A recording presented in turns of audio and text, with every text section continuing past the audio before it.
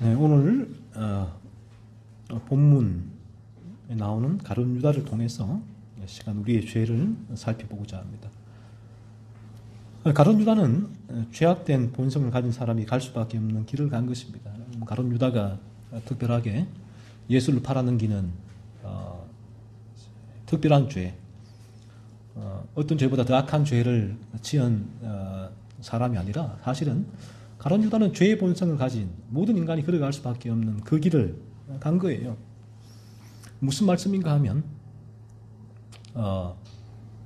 가룟 유다의 죄가 예수를 팔아넘긴 죄가 더 크다라는 그래서 내가 짓는 죄와 비하면 나는 가룟 유다의 죄에 비하면 그 키나의 죄는 경하다라는 것이 아니라 가룟 유다는 여전히 죄의 지배 가운데 있었기 때문에 예수를 팔아넘기는 죄를 범했다는 거예요. 다시 말씀드리자면 가룟 유다가 죄의 지배 가운데 있는 상태나 우리 인간의 본성적으로 이 땅에 태어난 나의 본성이 죄로 물들어 있는 죄의 지배 가운데 있는 상태나 동일한 상태란 거예요.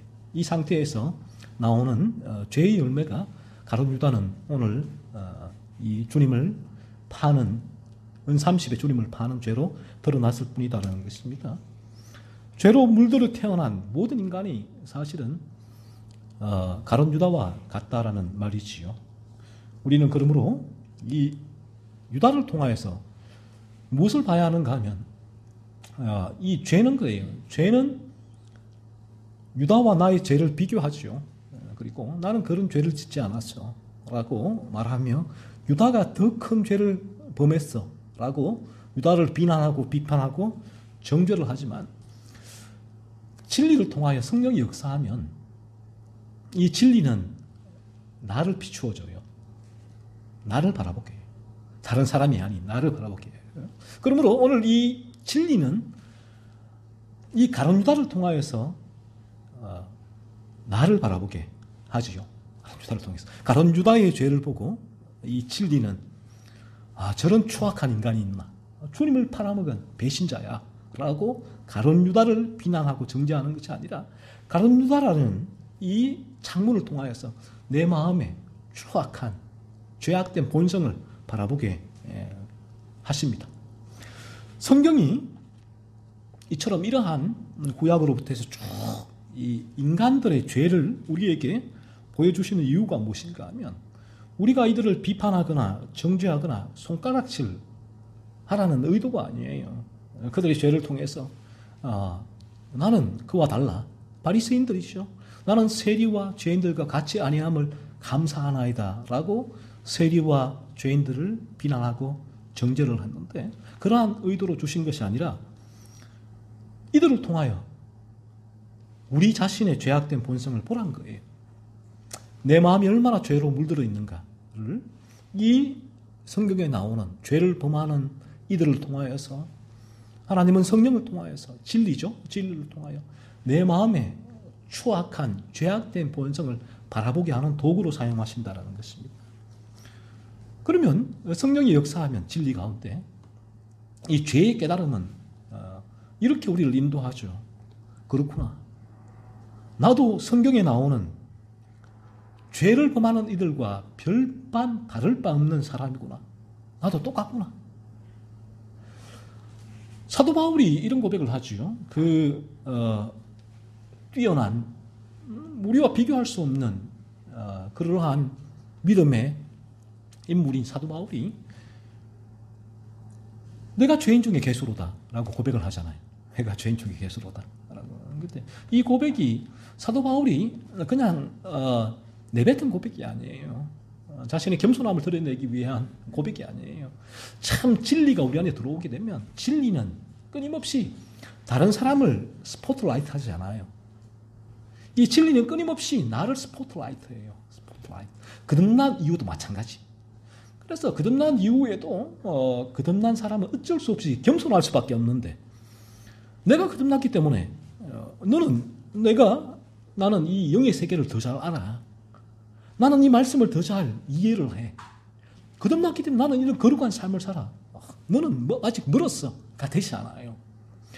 거듭나게 되더라도 끊임없이 이 진리는 내 마음을 스포트라이트해.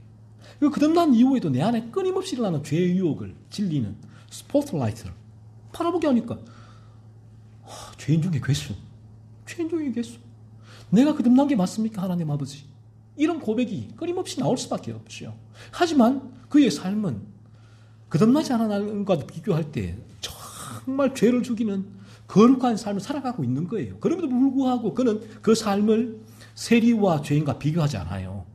나는 저들과 달라가 아니에요. 내가 저들보다 더 하구나. 더 악하구나. 죄인 중에 괴수구나. 왜요? 진리는 내 마음을 스포트라이트 하니까. 그런 것이죠. 그래서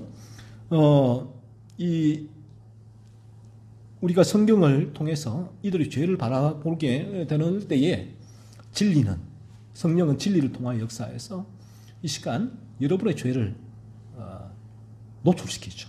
그래서 성령이 역사해서 우리의 마음을 만지면 우리가 이 진리를 통하여 이 죄를 살펴보게 될 때에 어느 순간 내가 죄를 깨닫는 그러한 일이 일어나게 됩니다. 죄를 깨닫게 돼요.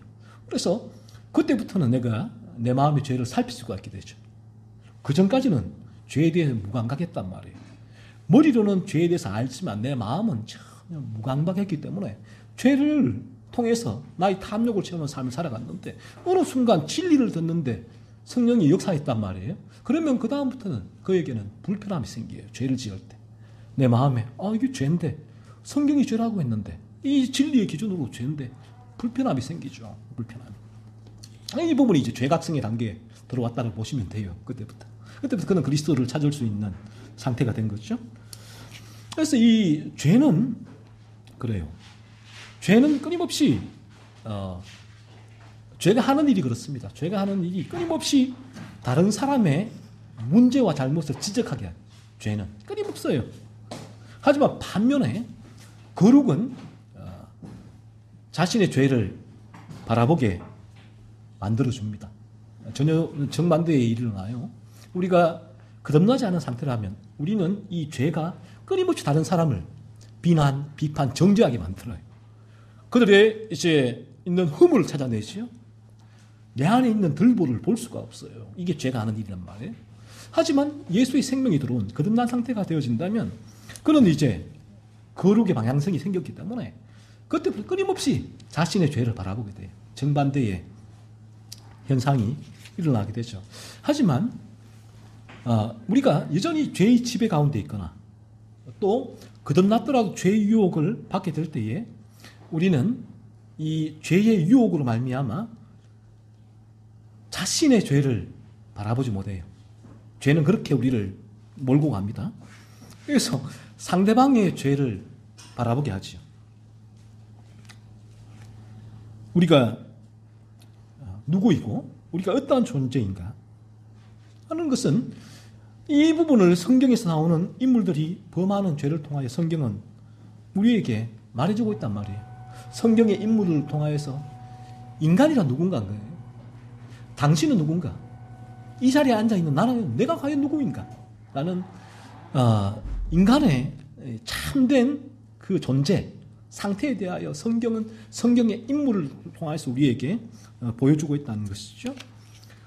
그래서 나는 가인과 에서와 아간과 사울과 가룟 유다와 다른 사람들이 그들과는 다른 사람들이 아니란 거예요. 나는 그런 다른 사람들로서 내가 이 자리에 앉아있는 게 아니라는 거죠. 왜?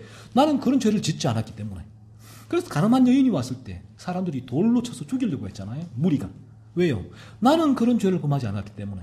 그런데 예수님이 뭐라고 하셨나요? 땅에 뭔가를 쓰시면서 죄 없는 자가 이 여인을 돌로 쳐라라고 했어요. 무슨 말씀이에요? 너희나 이 여인이나 너희는 실제로 이런 죄를, 간음의 죄를 행하지는 않았지만 너희 마음은 어떠하냐? 너희는 죄로 물들어 있어서 마음으로 얼마나 많은 그러한 죄를 지었느냐? 그런 거예요. 그러니까 죄의 지배 가운데 있는 이 여인과 너희의 상태는 똑같다는 거지. 그래서 우리가 진리가 역사하면 우리가 성경을 바라보게 될 때 진리가 역사하지 않으면 우리는 성경을 나의 의를 입증하는 도구로 사용을 해요. 성경은. 그래서 성경을 아무리 많이 외우고 성경이 통달한 박사라도 거듭나지 않으면 또 죄가 유혹을 하게 되어지면 그 사람은 성경을 자신의 의를 입증하는 도구로 사용을 다시 말로 하면 다른 사람을 정죄하는 도구로 성경을 사용해요. 똑같은 성경의 구절을 가지고 자신의 의를 드러내고 다른 사람을 정죄하는 도구가 성경이 되는 거예요. 그래서 저 사람이 성경이 통달하고 성경을 암송하고 설교하고 성경을 내세우는데도 불구하고 참 죄는 교묘하죠. 죄는 성경을 가지고 오히려 자신의 그 탐욕을 채우는 도구로 사용하게 한단 말이에요. 그래서 사탄이 예수님에게 뛰어내려라 했을 때 시편 구절을 인용했잖아요. 사탄도 말씀을 다 이용했잖아요. 말씀을 가지고 자신의 탐욕을 채우게 한 것이죠. 죄는 이렇습니다. 죄는 끊임없이 이제 나는 너네들과 다른 존재야 라는 부분들을 드러내려고 하죠. 그래서 그 부분에 있어서 가장 강력한 종교적인 수단, 종교인들의 수단은 말씀이니까 그 말씀의 구절을 가지고 자신의 의를 입증합니다.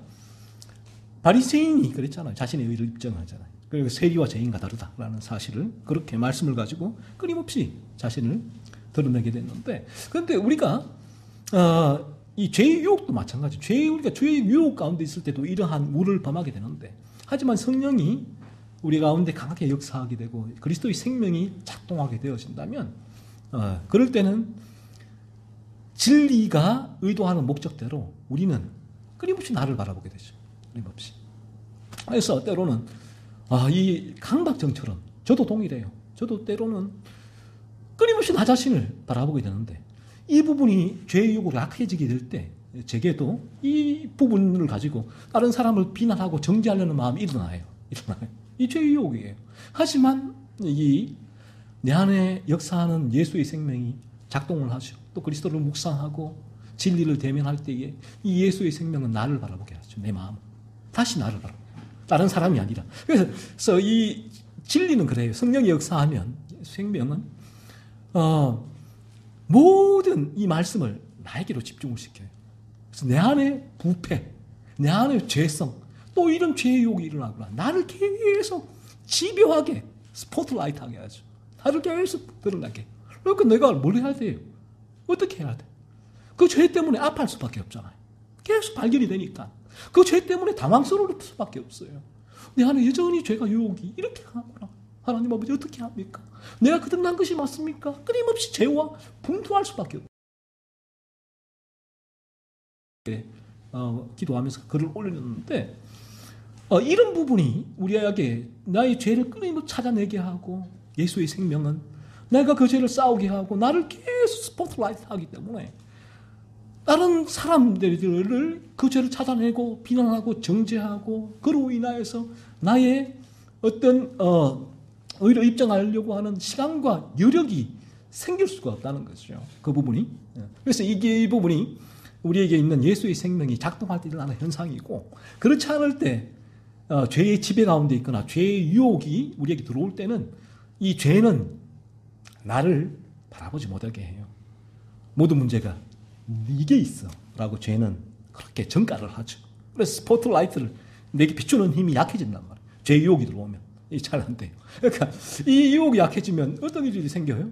제자들이 그런 우를 범했잖아요. 하나님 나라가 임할 때 나는 이 우편 좌편에 앉게 해주옵소서.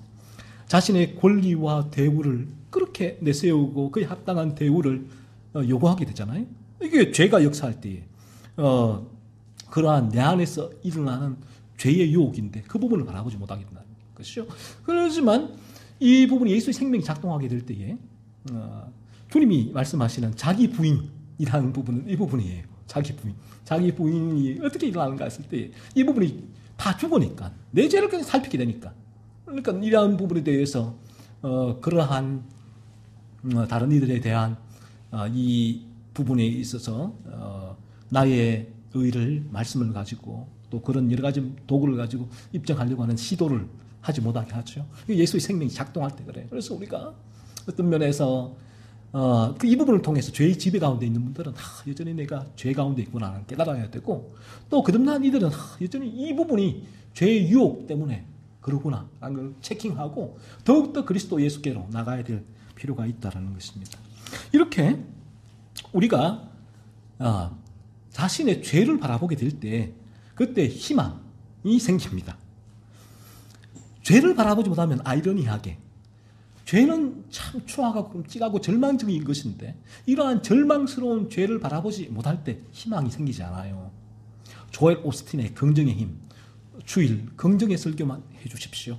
마이클 호튼이 그리스도 없는 기독교에서 펠라기우스적인 찰스 피니의 신학과 그리고 이 조엘 오스틴의 긍정의 힘에 대한 신학에 대해서 그리스도 없는 기독교라고 얘기를 하고 있단 말이에요.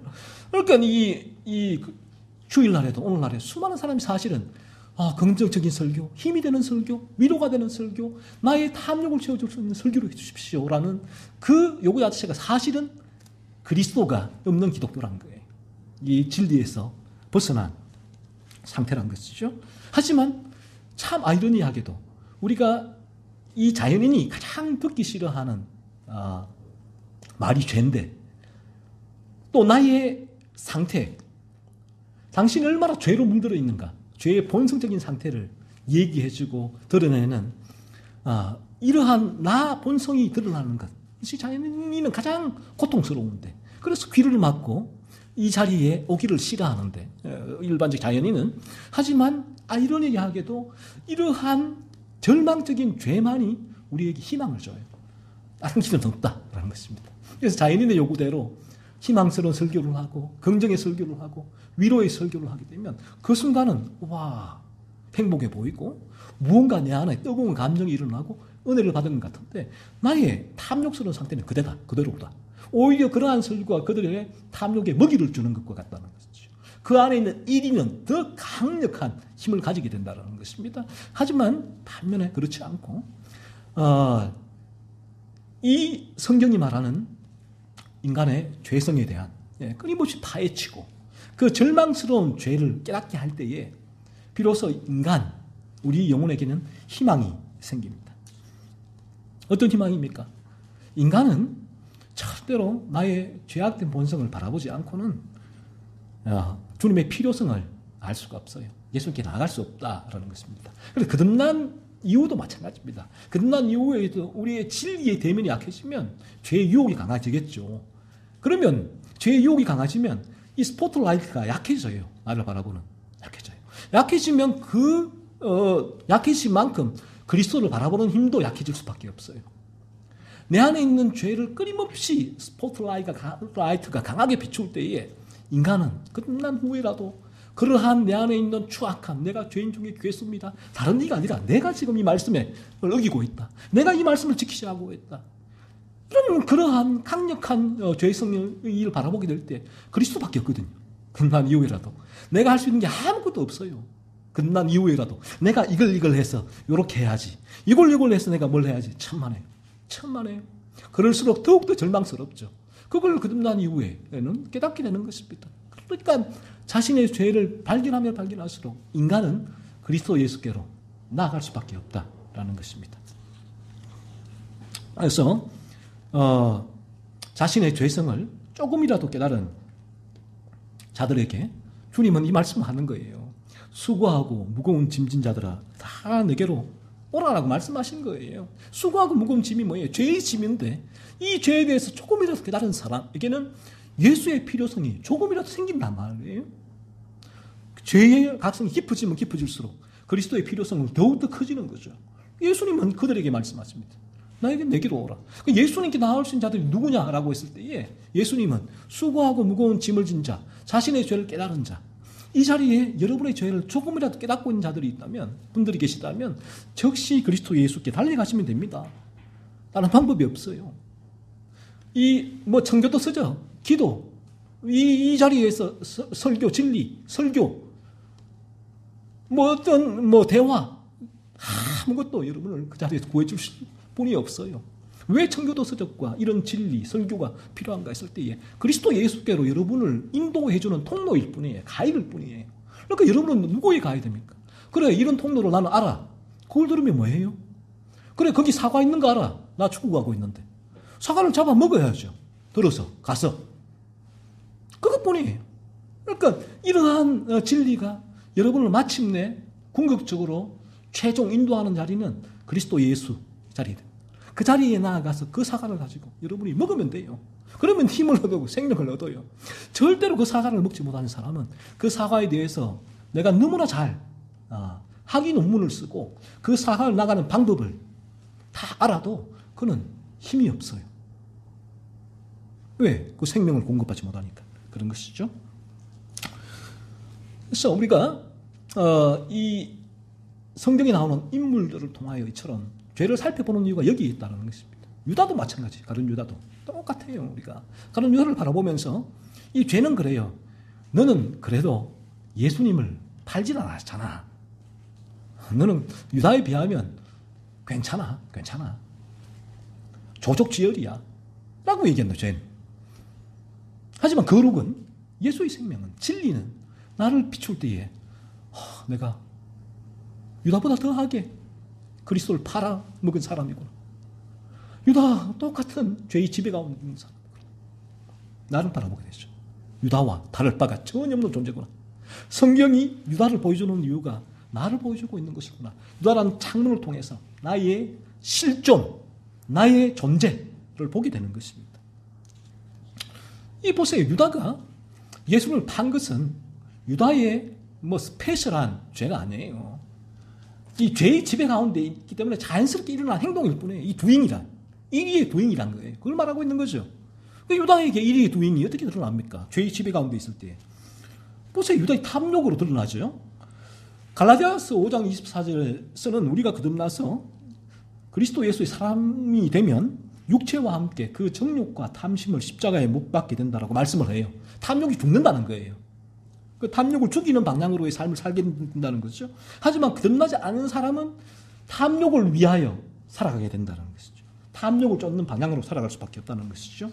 유다는 어떠했습니까? 유다는 탐욕을 위하여 살아가고 있었죠. 그는 은30을 얻으려고 예수님을 대제사장들에게 넘겨주는 거래를 했습니다. 유다의 탐욕이 죄 없으신 예수님을 십자가에 내어주었지요. 유다의 탐욕은 오직 자신의 이익에만 관심을 가지고 그것을 위하여 살아가게 했습니다.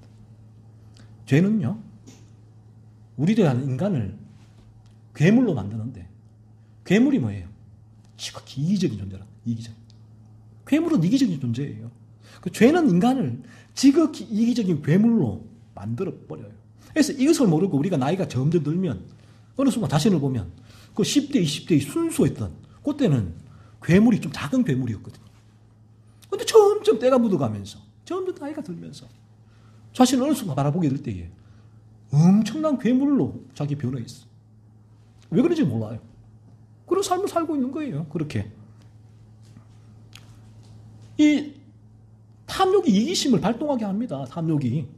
유다는 이 세상에서 편안하게 살기 위하여 반드시 필요한 것이 돈이었죠. 그 돈을 위하여서 예수님을 팔아넘겼습니다. 유다의 탐욕은 예수님보다 돈을 더 중요하게 생각을 했죠. 예수님이 대제사장들에게 팔려가서 어떠한 고통을 받든지 유다는 no problem. 채찍에 맞든지 침뱉음을 당하든지 십자가형을 받든지 죽든지 살든지 no problem. 은30 그 순간 그 탐욕만 채워서 내가 이 땅에서 은30 받아서 조금 더 잘 먹고 잘 살면 다른 사람이 어떤 고통을 받든지 상관이 없죠. 이게 죄의 모습이죠. 거듭나지 않은 인간은 이처럼 탐욕을 위하여 살아가게 됩니다. 유다에게는 돈이 최고의 자리를 차지하게 했죠.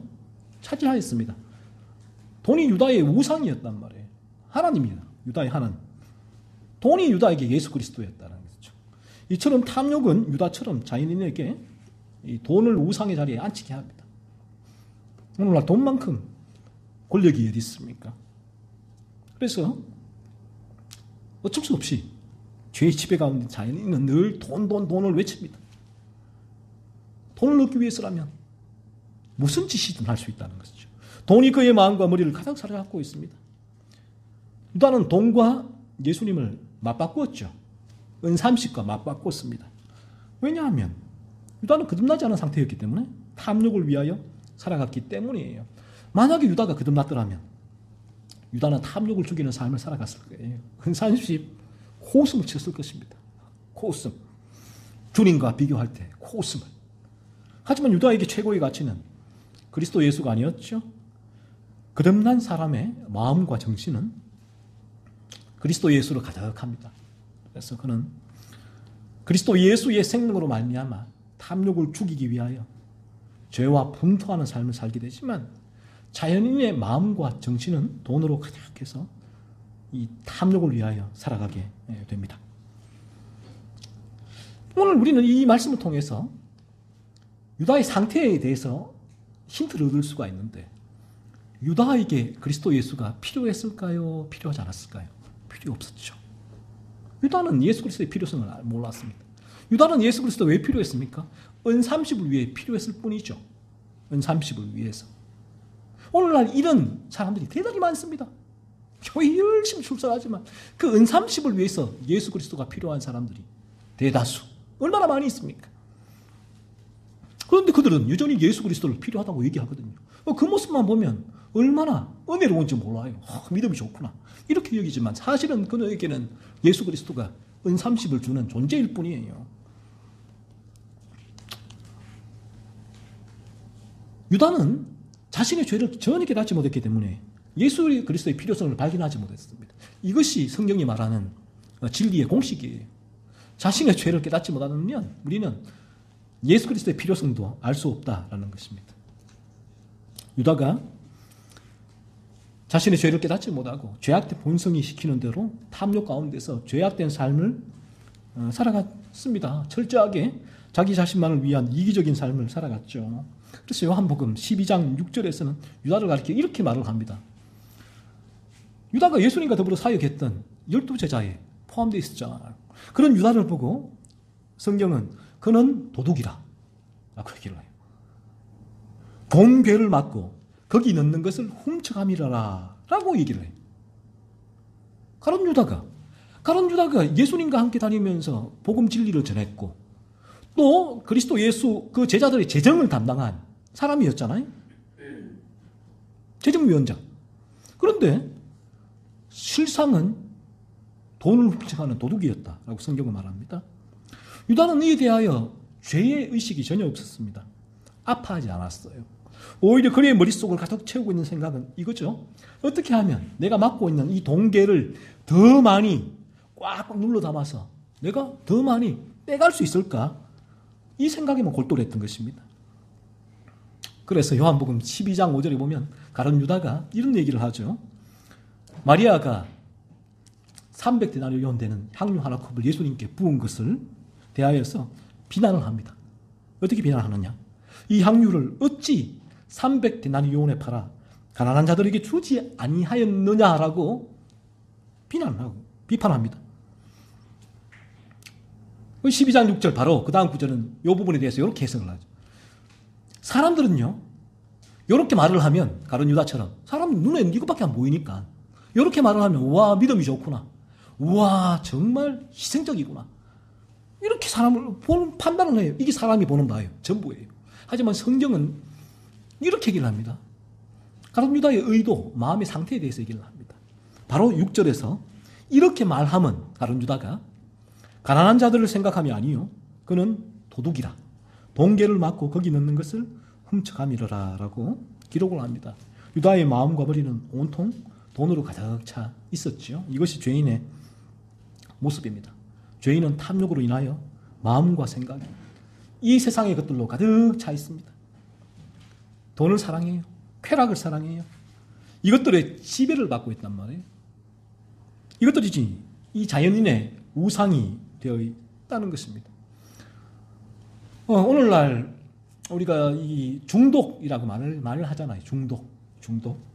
중독이 뭔가 하면 자연인의 우상이에요. 우상. 여러분은 무엇에 중독이 되어 있습니까?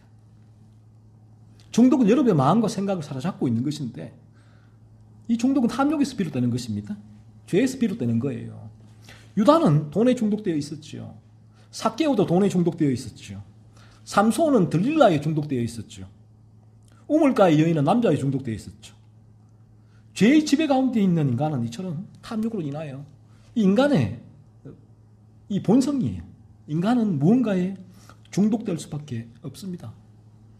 알코올 중독증에 있는 인간이 그 중독 진단을 받고 그 알코올 치료센터에 가서 그 단계를 다 거치고 치료를 받고 나오면 알코올 중독에서는 해방될지 몰라도 또 다른 무언가에 중독이 되죠. 이것이 죄의 지배 가운데 있는 인간의 자연스러운 모습이에요. 하지만 우리가 놀랍게도 이 놀라운 일인데 거듭나게 되어지면 비로소 이 중독에서 벗어나게 됩니다. 비로소. 왜냐하면 우리의 마음과 정신을 더 이상 세상의 것들이 지배하지 못하거든요. 그리스도 예수가 우리의 마음과 생각을 지배하게 됩니다. 지배하게 돼요. 먼저 그 나라와 의를 구하라. 이게 어떻게 가능할까요? 하나님 나라와 의를 어떻게 구하기 가능할까요? 하나님이 나를 지배하실 때, 하나님이 나의 왕이 되실 때, 내가 그 나라의 일원이 될 때 비로소 이 일이 가능해져요.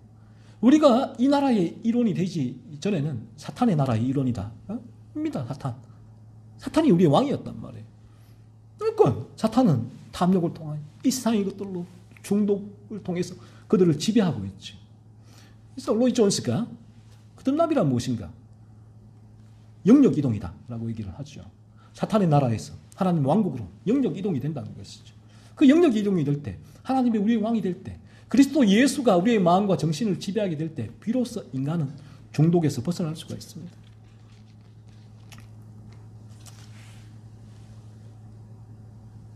우리 모두 마찬가지예요. 우리 모두도 우리가 자연인일 때는 이 하나에 중독되어 있으면 이걸 끊으면 또 다른 중독이 와요. 어쩔 수 없어요. 이 부분 자체가. 아무리 이 세상에서 용을 써도 다를 수가 없습니다. 다른 방법이 없어요. 그 중독에서 벗어날 수 있는 유일한 길은 그리스도 예수가 여러분의 마음과 정신을 지배할 때, 여러분에게 새로운 본성이 생겼을 때 비로소 그 중독에서 벗어날 수가 있게 되는 것입니다. 탐욕 가운데서 돈을 최고의 가치로 살아가는 유다를 바라보며 우리도 유다와 똑같은 존재다, 죄악된 존재다라는 사실을 바라봐야 되는 거예요. 성경은 그 말을 하고 있는 거니까. 성경은 나는 달라가 아니에요. 내가 똑같구나 라는 것입니다. 돈과 권력과 쾌락과 건강을 쫓으며 이기적인 삶을 살아가게 하는 것이 바로 탐욕의 죄이죠. 유다를 통해서 자신의 탐욕과 이에서 우러나오는 자신의 이기적인 모습을 바라보고 하나님 앞에 여러분, 이 자리에 나온 여러분 회개하기를 바랍니다. 여러분 자신의 죄를 깨닫기를 바랍니다. 그리고 예수님께서는 이미 유다가 자신을 팔 것을 아셨죠. 예수님은 아시고 23절에서 이렇게 얘기를 하시잖아요. 나와 함께 그릇에 손을 넣는 그가 나를 팔리라 라고 말씀을 하세요. 그러니까 유다가 이렇게 얘기를 하죠. 찔리니까. 이미 그 유다는 대제사장들과 은삼집에 예수님을 팔리는 거래를 다 피니시하고 왔는데 예수님이 그래서 나를 손을 넣는 그가 나를 팔리라. 유다가 손을 훌쩍 빼면서 얘기를 하죠. 나는 아니지요 라고 예수님께 말씀을 합니다. 이처럼 유다는 이미 그 거래를 다 마치고 왔음에도 불구하고 예수님에게 자신은 예수님을 팔지 않을 것이라 거짓말을 했던 거예요. 이처럼 유다에게 거짓말은 자연스러웠죠. 자연인은 자신의 탐욕을 위하여 이처럼 거짓말을 자연스럽게 사용을 합니다. 유다의 탐욕은 너무나 천연덕스럽게 거짓말을 하게 했습니다. 이것이 자연인의 자연스러운 모습이에요. 그래서 유다는 거짓말, 도둑질도 거침없이 행한 것입니다. 도둑질의 죄에 대해서도 다루었지만 우리가 이미 실제로 우리가 도둑질을 하지 않아도 이미 마음에 저것을 내가 가져가야겠다. 아무도 없네? 가져가 버릴까? 라는 마음을 먹을 때 성경은 이미 도둑질을 한 것이다 라고 말씀을 해요. 주님 말씀하잖아요. 그 훔치지 않아도 우리 마음에서 일어나는 것은 도둑질이다 라고 말씀하고 있죠. 그래서 우리가 거듭나게 되어지면 어떤 변화가 일어나느냐. 우리 새로운 본성감이 생겨서 예수 그리스도의 생명이 작동하고 예수 그리스도가 우리의 마음과 정신을 지배하고 있기 때문에 죄의 유혹으로 거듭나도 거짓말 할 수가 있어요. 이것이 이 땅의 인간의 한계고 이것이 가장 가슴 아픈 지점이에요. 이 부분이. 전혀 없기를 원하는데 그게 안 된다고. 그럼 어떻게 해야 돼요? 저 천국에 갈 수밖에 없지요. 천국을 사모하게 되는데 우리의 예수의 생명이 우리 안에 들어와서 작동하게 되어지면 우리는 너무나 작은 거짓말을 한 것도 마음에 찔려요. 애통하게 되죠. 그리고 이 거짓말을 하지 않기 위하여 몸부림치는 분투하는 삶을 살게 됩니다. 도둑질도 마찬가지입니다. 마음으로 품는 생각까지도 애통해하죠. 그리고 하지만 죄로 물든 자연인인 유다는 거짓말, 도둑질에 대하여 어떠한 죄책감과 죄의식이 없었다는 거예요. 찔림이 없었습니다. 그는 자신의 탐욕을 채우기 위하여 거짓말과 도둑질을 잘 사용했습니다. 이것이 오늘날 자연인의 모습이죠. 이걸 잘 사용해야 돼요. 오늘날 여러분이 세상의 처세술은 카네기 처세술도 마찬가지고 앞에서와 뒤의 모습은 달라요. 마케팅이 뛰어난 교회가 더 성장한다. 조집하나. 무슨 말이에요? 앞에서 잘 보이란 거예요. 잘 보여란 거예요. 마음은 그렇게 중요하지 않습니다.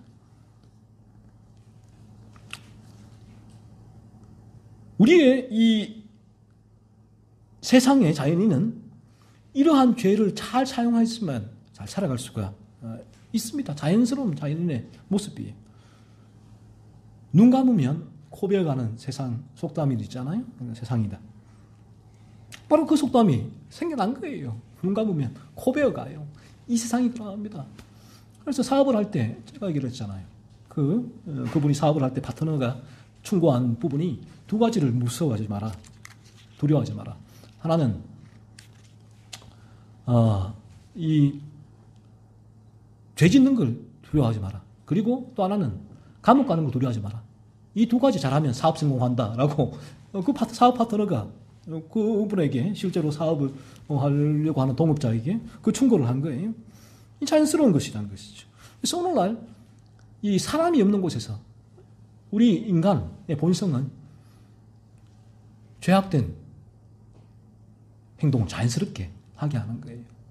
하지만 우리 안에 예수의 생명이 들어오면 아무도 없어도 내가 그 일을 할 때 생각을 품는 것만으로도 아파오니까.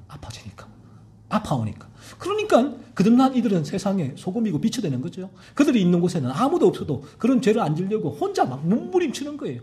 스포트라이트 자신을 비추니까 아무도 그러지 않았는데 다른 사람들이 있을 때 조심하고 안 들키려고 하고 있는데 이 거듭난 사람은 아무도 없는데도 혼자 그런 마음을 품었다고, 그런 말을 했다고, 아파하고 괴로워하고 마음을 두드리고 마음을 찢고 괴로워하고 있으니까, 그러니까 그들이 들어가는 곳, 그들이 모이면 어떤 일이 일어날까요? 사회의 개혁이 일어날 수밖에 없겠죠.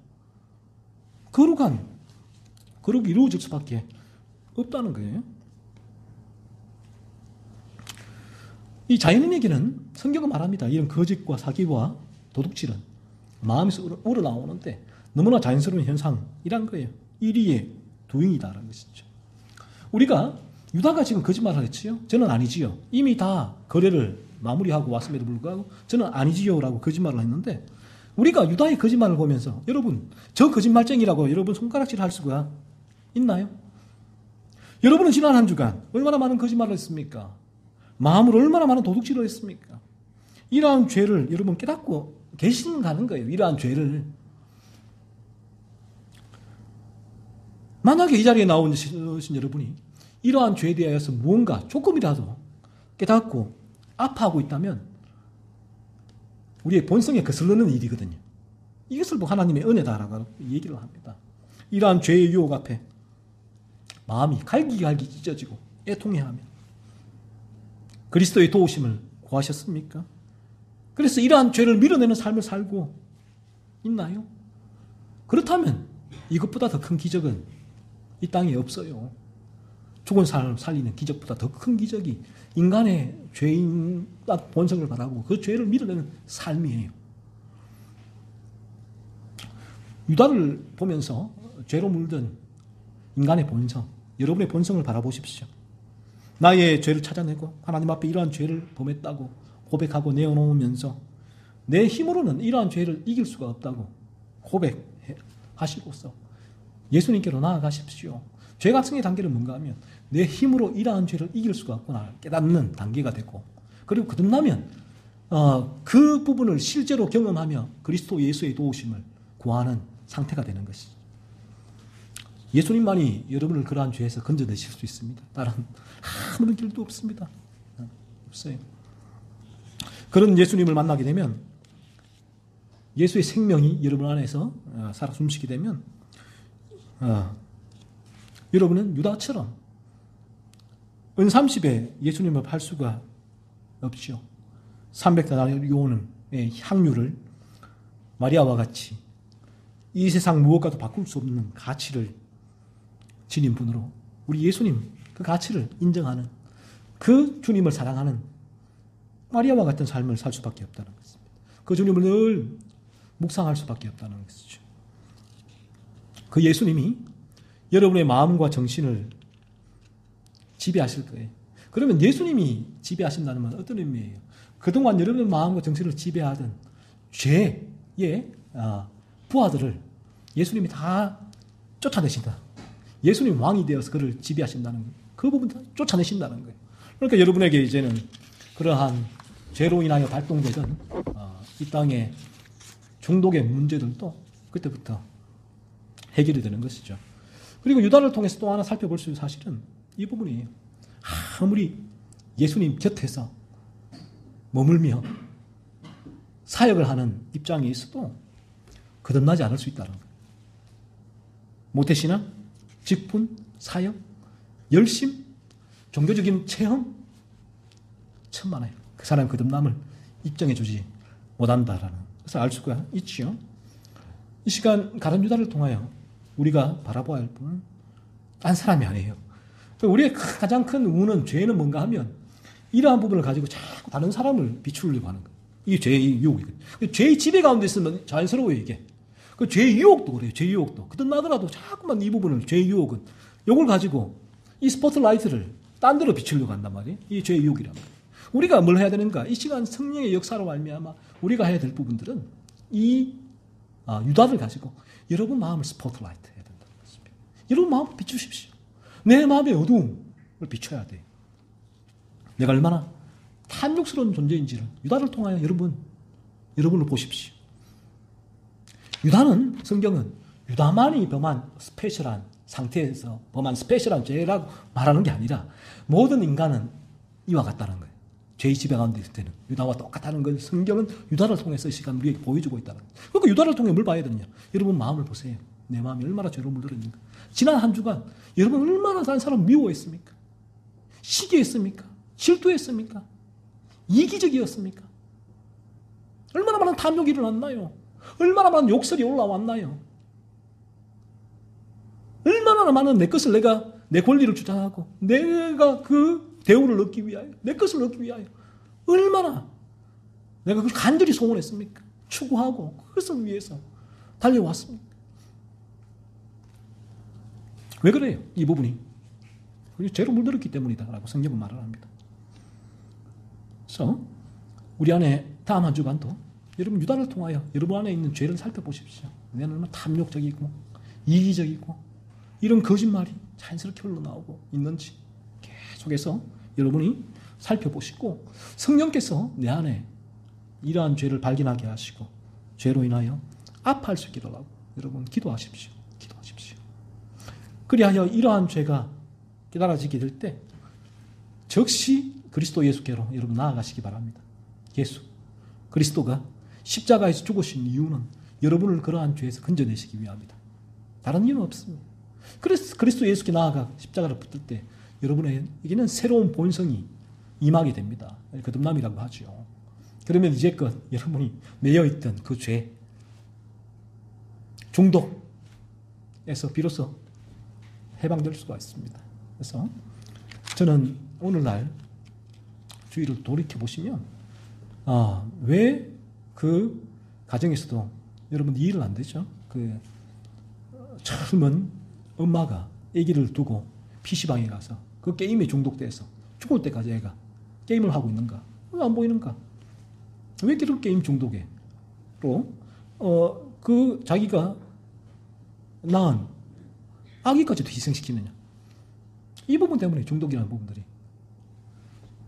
그래서 그 부분들이 그렇게 하지 않을지라도 그렇게 아기를 정성스럽게 보살피더라도 또 다른 면의 중독이 일어나게 되죠. 이게 인간의 실존의 성경을 말씀하고 있습니다. 이게 다 죄에서 비롯되었다라고 말씀하고 있죠. 여러분이 자신의 죄를 살피고 예수께로 나아가 거듭날 때에 이러한 죄에서 벗어날 수가 있습니다. 그래서 우리가 그러한 죄에서 벗어나게 될 때 비로소 제가 기도할 때도 했지만 첫 사람 아담에게 주어졌던 그 평안과 만족과 행복이 우리에게 비로소 회복되고 임하게 돼요. 이러한 죄 중독이 우리를 잡아끌 때는 인간의 마음에는 평안과 행복과 만족이 있을 수가 없어요. 왜요? 죄는 절대로 우리의 탐욕을 채울 수가 없거든요. 그러니까 인간은 늘 그 죄로 인하여서 무언가를 쫓아가게 되고 탐닉하게 되고 추구하게 되고 늘 불만, 만족, 불만이 있을 수밖에 없지요. 다만 한 주간 끊임없이 여러분의 죄를 살펴보십시오. 이 죄를 깨닫게 해달라고 기도하십시오. 죄를 깨닫게 되는 그 순간이 너무 놀라운 하나님의 은혜의 순간입니다. 그러면 곧이어 그리스도 예수께로 나아가 여러분 죄에서 건짐받는 그런 놀라운 변화를 경험하게 될 것입니다. 기도.